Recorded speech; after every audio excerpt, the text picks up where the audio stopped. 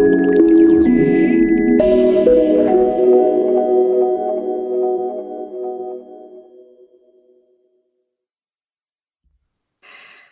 and welcome to our Conceive Baby discussion today. Today we're going to be talking about a topic that you may not immediately relate to fertility, but one which actually plays a very important role, and that's the immune system.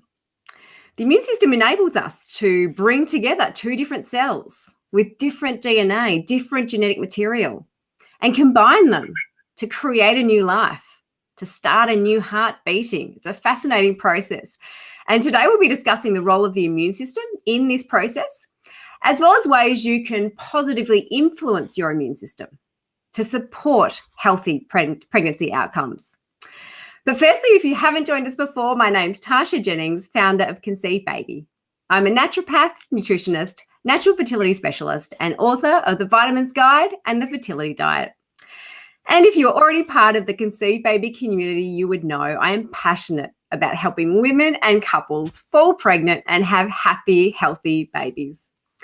My aim for conceivebaby.com.au is to bring together a team of specialists across all aspects of fertility and preconception health to provide you with qualified expert information to help you achieve your baby dreams. And one of those fabulous experts I'm thrilled to be speaking with today is Professor Sarah Robertson. Professor Robertson is the director of the University of Adelaide's Robertson Research Institute and head of the Reproductive Immunology Research Group. She is known internationally for her innovative research into reproductive immunology that has formed the basis of new understandings of the origins of health at conception. She has identified specific cytokines and immune cells that regulate embryo implantation and fetal development, and has demonstrated that male seminal fluid acts to induce adaptations in the female immune response that promote receptivity to pregnancy. Her work shows that the immune system channels environmental signals from both male and female partners to contribute to reproductive success and shape offspring phenotype through non-genomic pathways. And these discoveries are improving practice in reproductive medicine and providing insights into early life origins of child health.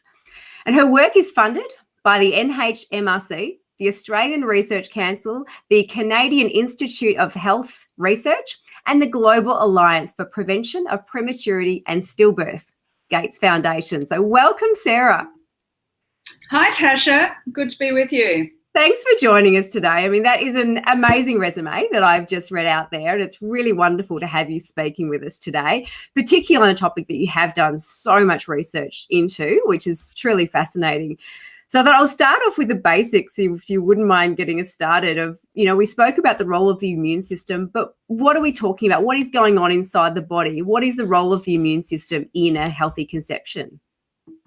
Yes, well, you have asked me about my favourite topic because the immune system has been really close to my heart all of my career, and to be able to think how investigate how it contributes to pregnancy and healthy reproductive outcomes is what I'm really passionate about.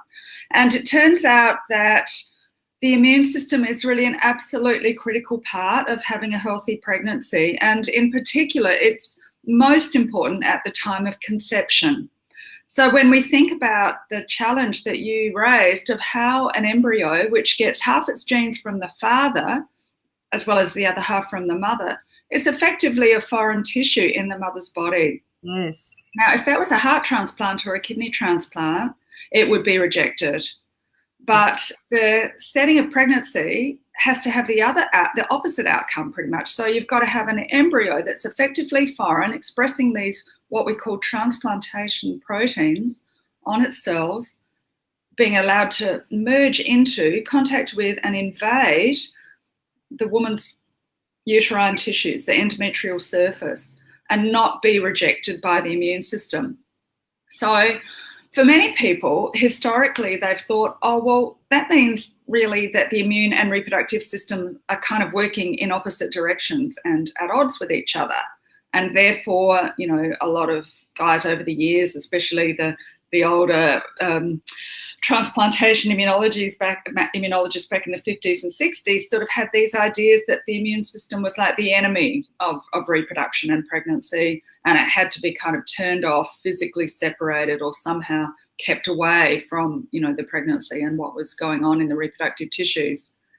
So for many years, people tried to figure out how that could operate. And all of the work that has come forward, all of the biological and clinical observations tells us exactly the opposite. The immune system is so intimately and integrally involved with every aspect of the reproductive process, and particularly around the time of conception. The way the gametes are produced from the mother's ovaries, the egg, and the sperm from the father, regulated by immune cells, but especially when they come together to form the embryo and the endometrial lining of the uterus is preparing to allow it to implant, there are literally millions of immune cells and immune communication molecules operating in that tissue. And they are so integrally involved, so fundamental to the process of implantation, that you cannot get implantation without a healthy immune response in the endometrium at conception. We know from lots of work, lots of laboratory-based work and clinical studies in women with immune problems, if you take out those immune cells using genetic or other approaches, or study people who've got problems with their immune response, you don't get a healthy implantation. You need those immune cells and those immune molecules that we call cytokines to be present to organise a really healthy, receptive endometrium and allow the embryo to attach and implant and make a healthy placenta and therefore a healthy baby. Yes, and your work mentions both immune systems as well. So it's not just the female to be receptive to pregnancy, but the male contributes to some of that receptivity as well. Can you explain what the male involves? Absolutely. So to get the immune response to behave right at conception, most of us I'm going to take a step back and just tell you a story about how the immune system works, right? Yes. So most of us would be familiar that we have an immune defense system, and we use that when we get an infection. You're kind of immunized against tetanus, say, and then, or the flu, and then you get the bug and it helps you fight off the disease. But we forget that there's a whole other half of our immune response, which has turned out to be just as big and important, maybe even more so, and that's called immune tolerance. So if you think about all day long, we're getting foreign molecules on our skin, we breathe in material in the air, we eat food. I just had a banana before we talked. And that's foreign to our bodies, and we're putting that in and we're exposed to or contacting those things all day long. We have an immune response to those things, but the reason we don't have allergies or get really angry about them and reject them is that the immune response we have is called immune tolerance. And the same thing happens in pregnancy. You have to have an active, functional immune response to get the tolerance that you need to have the pregnancy. Now, this is where the dad comes in. Yep. To get tolerance, you actually have to have the immune system turned on to respond to those foreign molecules. Yeah? Yep. It can't kind of pre-exist. It has to be activated to respond to those new antigenic information, we call it.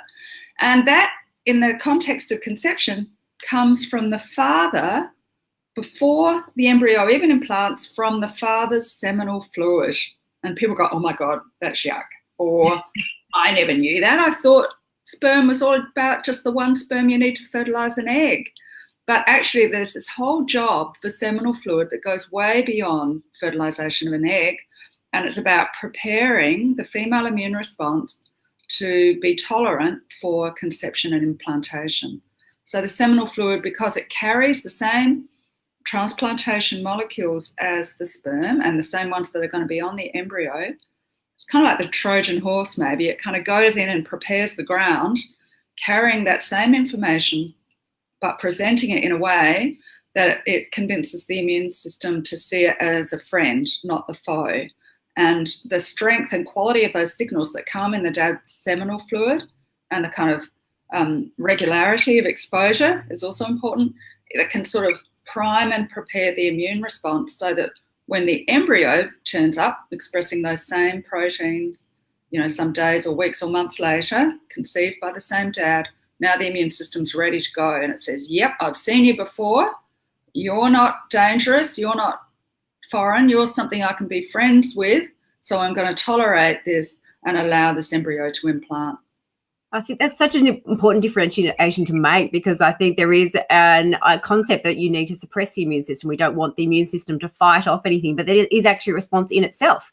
Tolerance itself is an immune response and a healthy immune response. And I know we spoke just before this about natural killer cells, which we hear a lot about and has got a lot of media lately. And we get a lot of questions by I Can See Baby about natural killer cells and the high levels.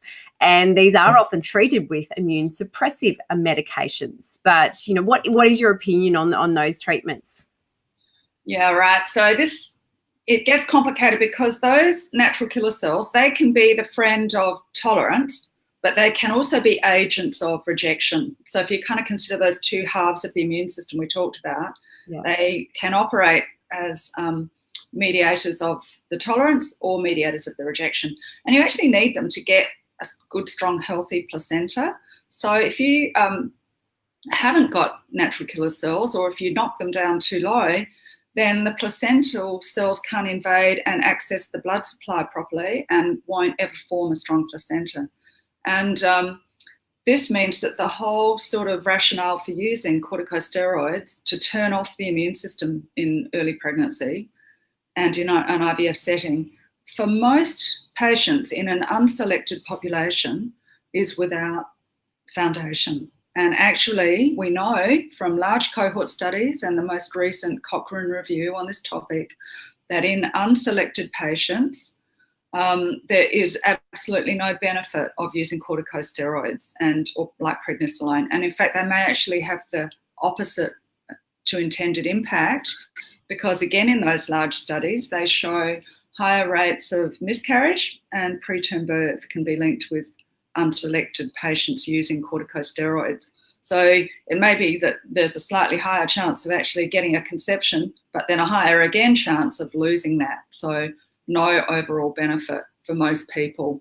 Now, I should say that for women with autoimmune diseases like lupus or there's many other autoimmune diseases that can, I guess, are less common. The most common is probably lupus, anti-DNA antibodies, anti-phospholipid antibodies.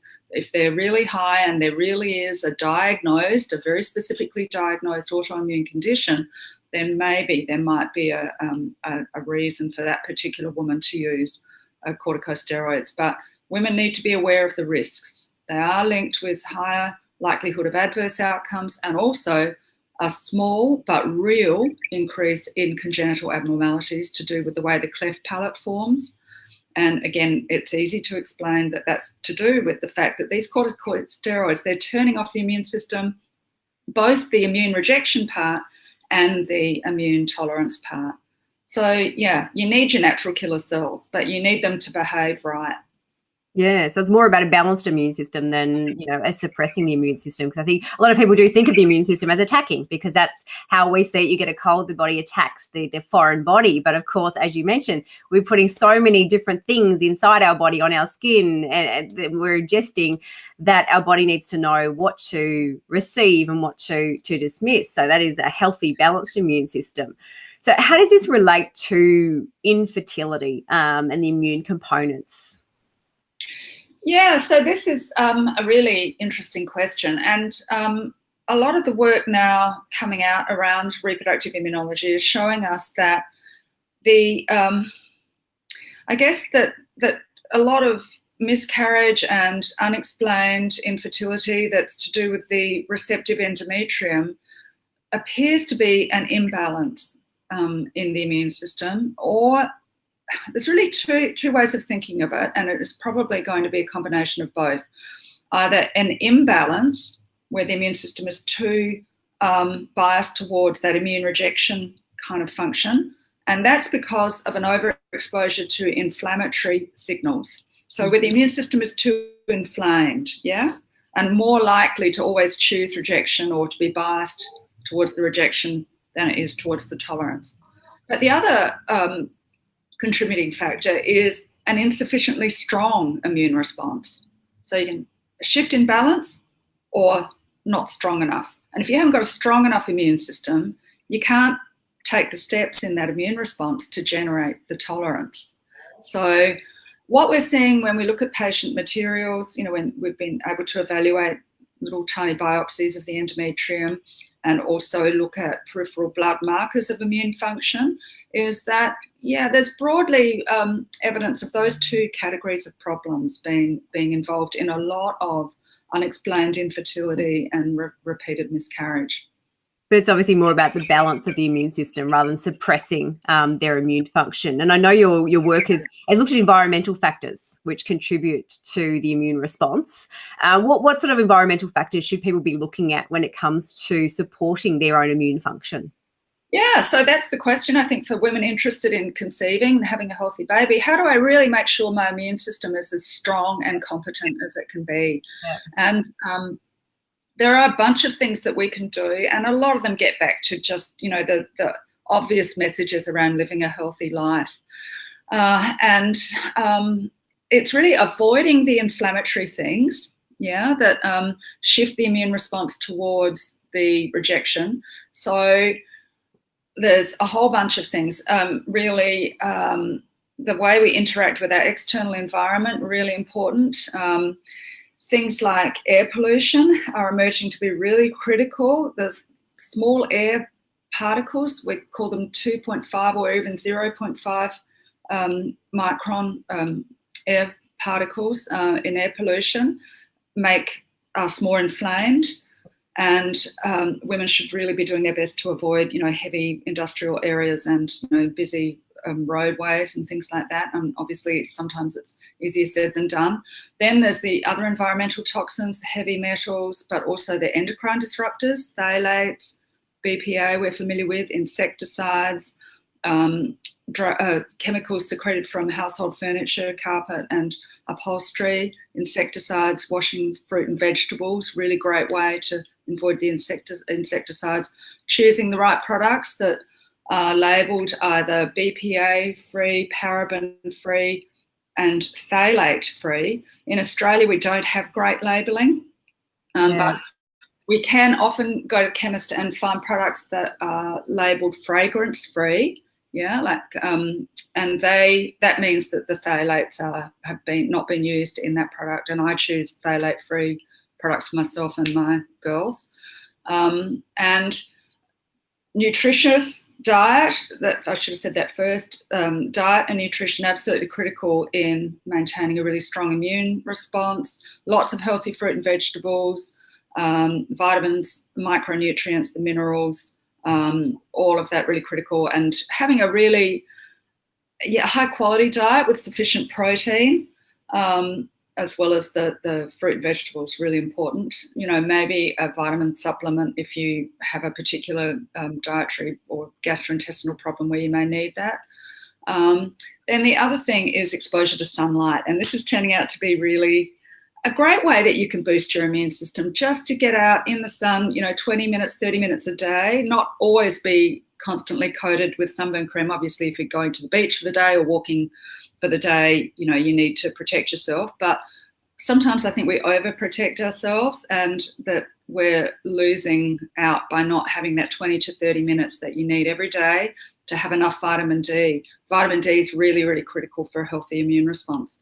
So there's some, kind of basic things. But then the other one is having a healthy sex life and getting that exposure to the partner's seminal fluid to really train the immune system and to get it properly prepared. And we know now from large studies in people that at least 3 months exposure with the conceiving partner, maybe definitely not using a barrier method of contraception, so getting off the condoms and the diaphragm, less common these days, but so there's good contact, but need that seminal fluid contact. Don't yet know whether the contraceptive pill, whether that changes things, but definitely using a contraceptive pill for at least 3 months is better than the barrier methods of contraception before you then attempt to conceive. Avoiding getting pregnant on that first contact. They're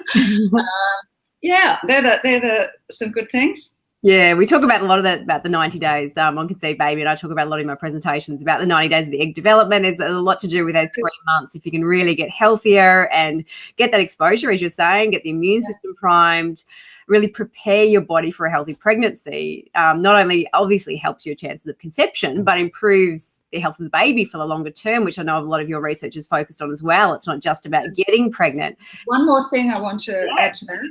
Yeah, the other thing is the STIs. So there's 2 more things actually. So making sure that any sort of low-level chronic infections that you may not even have kind of been aware of could be a problem. Get both you and your partner checked out, and any chlamydia or similar STI treated, because that shifts the immune response. And then stress is the last one. So psychosocial stress, being in a great supportive environment and getting enough sleep. These are the extra things that you can really do to strengthen your immune response. Yeah, and I think stress is a big one. It's easier said than done. I think there is an element of stress in our daily lives, but we need to make sure that's a healthy stress, not a stress that's affecting our immune system. So, I mean, you mentioned some tests there. Are there any tests that people should be getting done? Obviously, get the screening, the STIs. Is there anything they should be requesting in test-wise from their GP or specialist? Look, at this stage, there is not enough evidence to suggest that any of the immune-based tests are really informative. And I know this is sort of difficult for people to hear. You know, there's a lot of people offering tests around natural killer cells. Especially the blood tests in that area are not reliable and don't mean anything. The endometrial biopsy testing, I would argue that the data is not really in yet to show us that that's informative. There's enormous variation even within women from one cycle to another in their natural killer cells, and they also change very quickly over the course of the cycle. So you can have a doubling in number from one day to the next.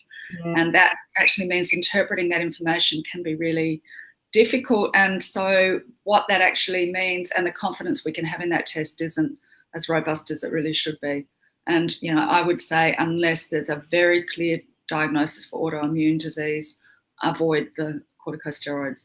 Yeah, I think that's a very good point to make, because I do hear a lot of people getting the natural killer test done and getting quite concerned about the results of that test. Yeah, and just makes you more stressed. Exactly, it makes you more stressed. And that, you know, I should say, I think there are some better tests coming along, and you know, there is good research being done, being funded by the National Health and Medical Research Council and other good, reliable funding bodies, and coming from good scientists to really develop our knowledge and also be able to make sure that we can work with blood as well as the uterine endometrium. But, you know, as the evidence builds, I believe over the next couple of years we really will have a much better way of assessing the quality of our immune response and being able to provide advice around what to do to sort of shift its function when it's not behaving right.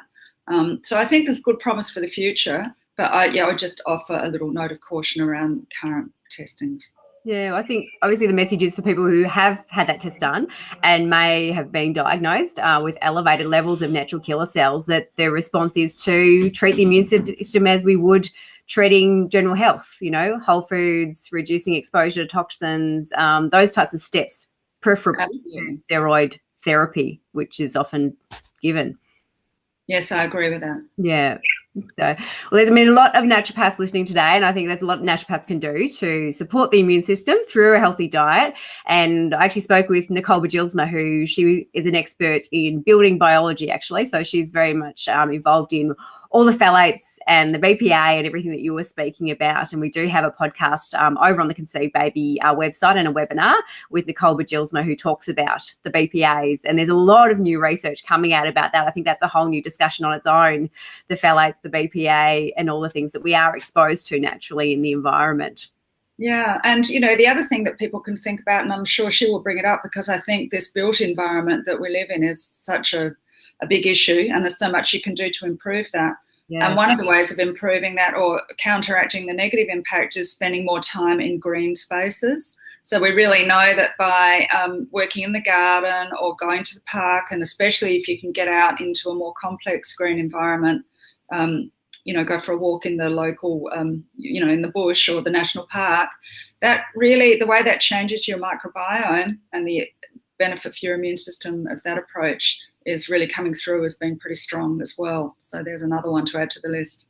I think that adds a whole ream of benefits, really. As you said, the slip, stop, slap message has been a difficult one. We are not getting enough exposure, and vitamin D is so important. I actually did a Talking Fertility episode a couple of weeks back about vitamin D and its role in the immune function, how are we not getting enough vitamin D. And a lot of people are becoming sufficient, but getting out and getting that sunlight, and as you said, getting out in nature, for your stress levels as well.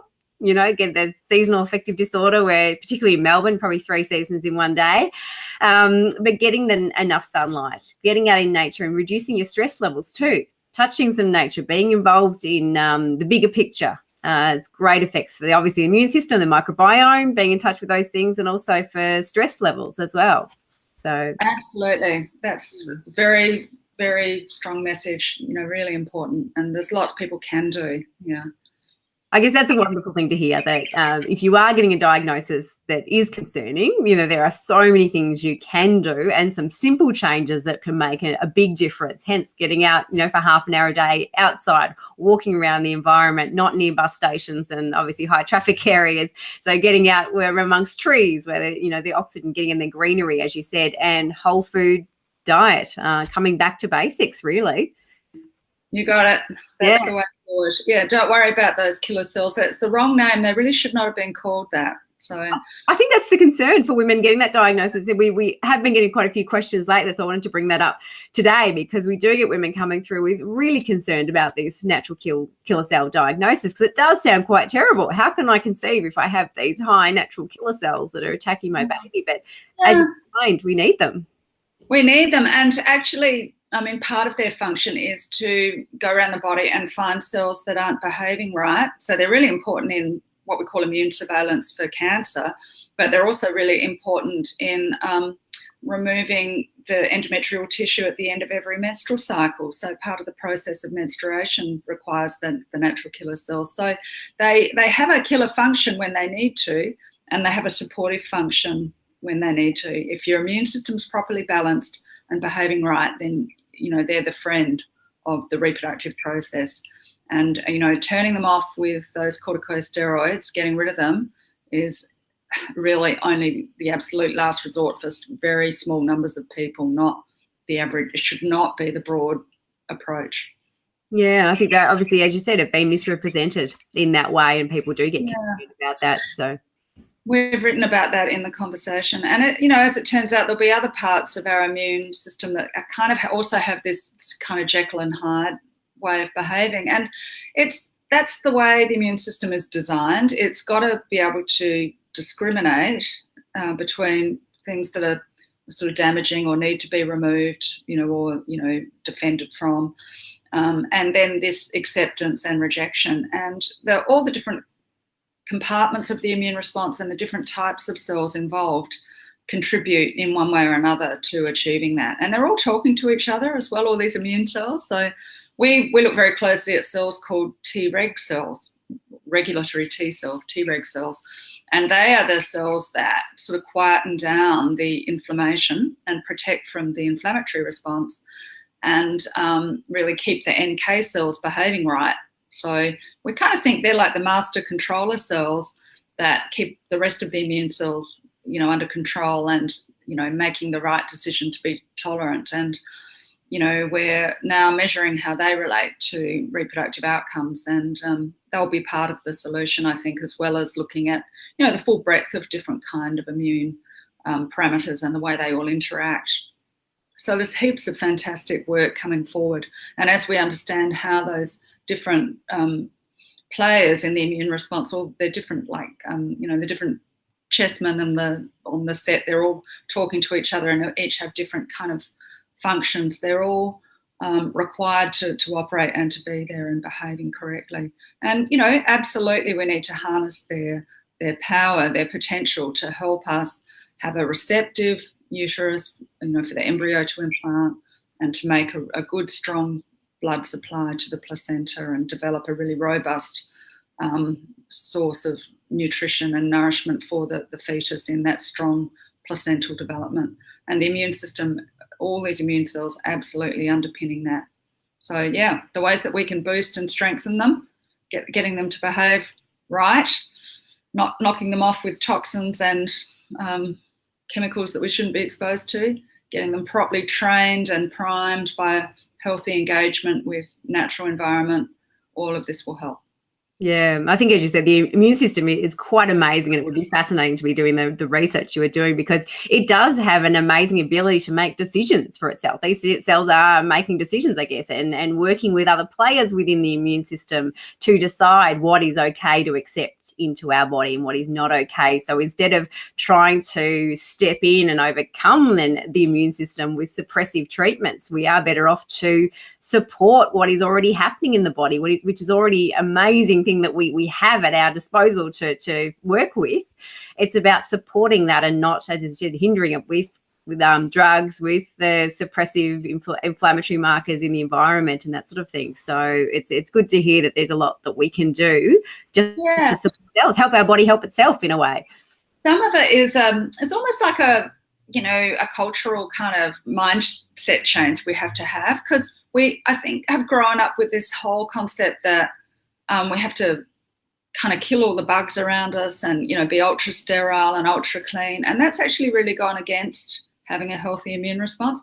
Some scientists call it the hygiene hypothesis, and that it's the idea that we've been too hygienic and too clean and too paranoid about, that we've got to kind of put disinfectant on everything and, kind of kill all these kind of the natural environment that we live in. And the unfortunate consequence of that is we may have killed off the odd bacterium that can cause disease, but we've also killed off all of the good bugs that are actually necessary for our normal function. And it means that our microbiomes and, our biology is missing that stimulus that it should be getting that actually trains the immune system to behave in the right way. So just pulling back a bit on some of that whole thinking around, that I have to have everything sterile all the time. Reducing, I think there's a lot of cleaning products in particular and things like air fresheners and, stuff we use in the bathroom, sprays, and killing insects and the exposures we have in the house through that. And the way that we've somehow been brought up and, developed this sort of culture around, that ultra clean is ultra perfect. Just being a little more relaxed and being able to sort of shift our mindset to know that a healthy engagement with the natural environment and being just a little bit more relaxed about allowing that to come into our houses, I think would do us all a good service. And allowing the body to do its job, to do what it's meant to do, to respond to these things that are naturally in our environment, instead of killing off the good stuff as well as the bad stuff, which is an unfortunate side effect. And I know, obviously the immune system is very much involved in the gut and the microbiome, and there is a lot of dysbiosis these days, IBS, there's a lot of syndromes and even just general digestive dysfunction that people put up with and tolerate as a natural part of life these days, which can, affect the immune system because of that disruption in the microbiome. And we have a webinar over on Conceive Baby that I did quite a few back actually on fertility and the microbiome, where we went into detail about the microbiome and the impact that has, because there are so many people with these disrupted microbiomes, unfortunately, which obviously has flow-on effects to a lot of other things within the system, because that is our first point of call for a lot of things that we ingest. So having that tolerance there through a healthy gut bacteria is very important as well. I absolutely agree with you. And look, that is, it's fascinating the way all these different diseases are coming together. You mentioned the other autoimmune conditions and the gut dysbiosis and the leaky gut syndrome and, skin conditions, eczema, allergy, asthma, they're all on the rise in society. Yes. And we actually see the reproductive issues as being part of that whole spectrum of disorders that are linked with our immune system just being a little bit more inflamed than it should be because of our interaction with the built environment in an unhealthy way. And our modern, post-industrial environment where we eat, have a lot of processed food and a lot of exposure to chemicals. That's another one, of course, that, if we can have fresh stuff without, buying pre-prepared and pre-packaged food, that means that the exposure to the preservatives and things is reduced. All of this that we're constantly exposed to has made our biology to shift and our immune system be that little bit more up the inflammatory end. And we think that's underpinning that additional inflammatory load is underpinning a lot of these conditions, from, the gut dysfunction, we all have a little bit more arthritis, we all have a little bit more PCOS and endocrine disorders, and that the infertility symptoms and spectrum of disorders are really just, that they're another manifestation of that same continuum. Yes. So, the things that you can do and the advice that you get around treating holistic health, to sort of keep the immune system functioning in a healthy way, will benefit all of those different areas of health, but including the reproductive function and the ability to conceive a healthy baby. Yeah, because it is all interrelated, really. Healthy body, healthy baby. We need to get our body in a position where we are healthy enough to introduce a new life and to nourish a new life as well. So I think we've got a lot of information on the Conceive Baby website about healthy food eating. There's some recipes on there as well, and whole foods. And there is the Your Fertile Pantry course coming up very soon. So pop your details down for that, tashajennings.com.au, if you're interested in that, which goes into a lot of the things we've spoken about today in relation to whole foods and avoiding the BPAs. And look, thanks so much for your involvement. Is there anything you'd like to leave us with today? I think it's been a fascinating discussion. No, look, it's been great talking to you, Tasha. And, I think it amazes me how the biology and the medical science is sort of coming around to, have a more holistic approach to understanding our biology. So I think we're kind of all on the same page about how these things work. I do think it's important that people appreciate evidence-based medicine and that they work with things that are proven to work, and that so much we can do to take care of our holistic health is really just out there at our fingertips, in the way we interact with our homes and our environment. So I would encourage people to get healthy, and practice makes perfect, and good luck.